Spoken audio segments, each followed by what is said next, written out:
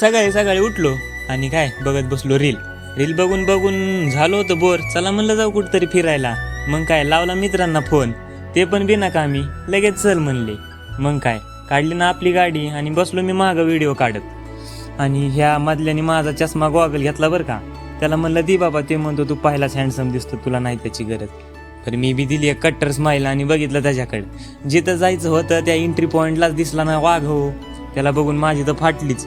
पण त्याला बघत बघत पुढचा चारी बाजूने डोंगरांचा आनंद घेतला. पुढचा प्रवास चालू केला. चोहीकडून डोंगरांची हिरवळ बघून मन अगदी भरून गेलं. निसर्गाची पाहणी करत करत जिथं जायचं होतं तिथं गेलो, पण तिथं काय पाणी कमी असल्या कारणानं आम्ही तिथं भिजण्याचा प्रोग्राम कॅन्सल केला. मित्र म्हणला प्रोग्राम तर कॅन्सल झाला, तू इकडे बघ काढतो तुझी सेल्फी. ते मला बस झाला तुझे काढायचे, आता तू माझा काढ. मग कसं तरी रडत पडत तसे 2 काढले.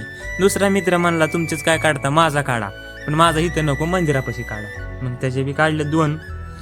मग काय आपल्या बी फोनमध्ये यायला लागले की जवळ फोटो. मग ते काय जवळ फोटो बघून अजून मूड आला की फोटोशूट करण्याचा. मग काय वेगवेगळ्या ठिकाणी जाऊन केले की फोटोशूट. मग केला परतीचा प्रवास चालू. तेवढ्यात म्हणलो बाबा मी लय भूक लागली. मित्र म्हणला चल की जाऊ बिर्याणी खाऊ. मग काय बीडमधलं फेमस हॉटेल गुडलक गेलो की तिथं मागविल्या 3 बिर्याणी. ऑर्डर येईपर्यंत हात धुतला आणि ऑर्डर आली की घेतली की बिर्याणी बरं फोटो. मग असा झाला आमचा आजच्या दिवशीचा शेवट. कसं वाटलं? जर आवडलं असलं तर लाईक आणि शेअर करा.